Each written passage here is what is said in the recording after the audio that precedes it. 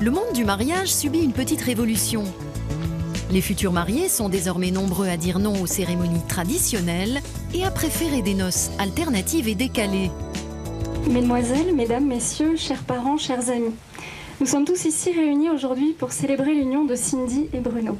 Nolwenn n'est ni représentante d'un culte religieux ni officier d'état civil. Pourtant, c'est elle qui anime cette cérémonie de mariage sur la terrasse du château d'Auvers-sur-Oise, près de Paris. Il s'agit d'une célébration laïque. Très répandue aux États-Unis, elles séduisent de plus en plus de couples français qui souhaitent organiser librement leur cérémonie et garder le côté solennel du mariage. C'est une cérémonie qui s'adresse d'abord aux personnes qui ne sont pas croyantes et aux personnes qui sont issues de cultures différentes et qui ne veulent pas mettre en avant une culture par rapport à l'autre.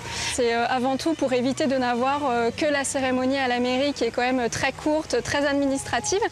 La situation de Cindy et Bruno, quant à elle, est à l'image de nombreux couples qui aujourd'hui décident de refaire leur vie. Moi, j'avais déjà effectué un premier mariage, donc les voies traditionnelles n'étaient pas possibles. Donc on a eu cette idée, enfin mon épouse a eu cette idée. Il y a un esprit solennel, mais on voulait surtout un petit peu d'originalité, voilà, quelque chose qui me tenait à cœur pour tous les deux. L'avantage de la cérémonie laïque, c'est qu'il n'y a pas de règles. La cérémonie la plus insolite que j'ai pu faire, c'était dans un bus discothèque à travers Paris. Bruno et Cindy ont préféré une célébration plus authentique. Ils étaient libres de choisir les musiques, le déroulé, les intervenants et ce que Nolwenn appelle les petits rituels, comme celui de la bougie. Chaque flamme va symboliser votre histoire avec les mariés, tout ce que vous avez déjà vécu avec eux, mais aussi votre soutien, vos encouragements, vos vœux de bonheur pour l'avenir. Aujourd'hui, les mariés se marient de plus en plus tard. La plupart du temps, c'est eux qui financent leur mariage. Donc, ils font le mariage dont ils ont envie sans forcément écouter les avis de la famille. Bruno et Cindy ont ainsi décidé de s'accorder une petite danse avant d'échanger leurs vœux. Oui, je le veux. C'est OK pour moi, oui, je le veux. Oui. Et leurs alliances. J'ai l'honneur, devant votre famille et devant vos amis, de vous déclarer mari et femme. Bruno, tu peux embrasser la mariée. L'acte est symbolique, mais la cérémonie conserve toute sa portée romantique. Si certains savent très bien ce qu'ils veulent pour leurs noces, d'autres font appel à des professionnels pour les conseiller. En plus des wedding planners, un nouveau métier se développe, celui de wedding designer comme Nessa. Elle prépare aujourd'hui un mariage champêtre dans la grange de ce manoir normand. On gère tout ce qui est scénographie, donc la mise en scène des espaces, comme là par exemple ce mariage de ce week-end. C'est un petit mariage en petit comité, ils voulaient vraiment quelque chose de très simple, coloré, joyeux. Nous on parle en termes de charte graphique sur un mariage. On définit des couleurs, on définit une ambiance, on définit un logo, une police d'écriture. Nessa est surtout présente pour canaliser les idées que les futurs mariés peuvent trouver, notamment sur Internet. Les blogs sur le sujet se multiplient, on trouve désormais une multitude d'informations et de bons plans.